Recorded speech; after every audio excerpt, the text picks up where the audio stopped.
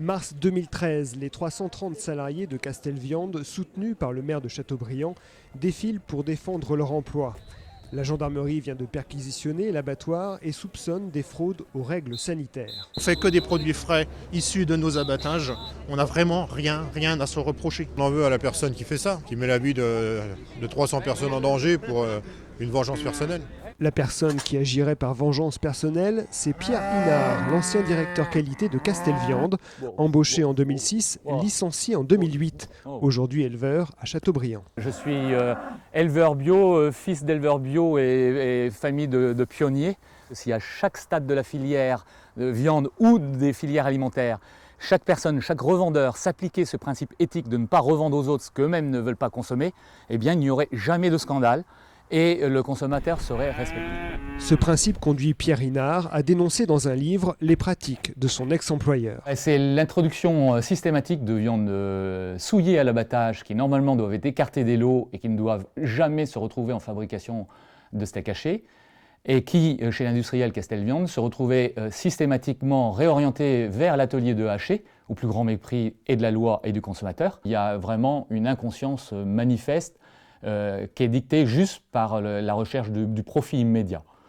Autre exemple, photo à l'appui envoyée par une grande chaîne de restauration, ces steaks à l'odeur suspecte, de la remballe de viande avariée selon Pierre Inard.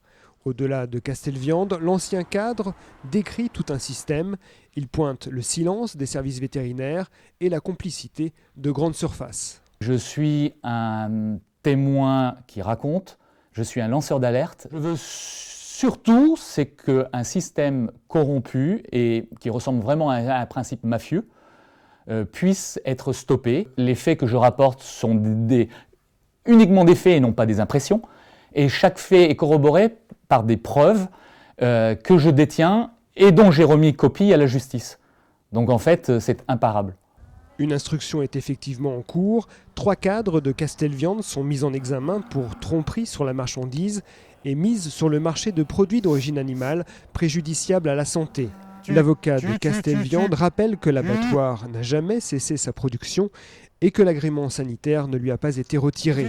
Quant au livre de Pierre Inard, il s'agirait de l'œuvre d'un paranoïaque, un simple outil promotionnel au service de l'activité de l'éleveur. Si je peux être utile dans mon malheur à la filière des éleveurs, et notamment de rapprocher l'éleveur du consommateur et que le consommateur s'aperçoive qu'il y a vraiment des producteurs qui se battent au quotidien pour eux, eh bien là vraiment j'aurais réussi ma mission et on peut faire d'un malheur quelque chose de constructif et de positif.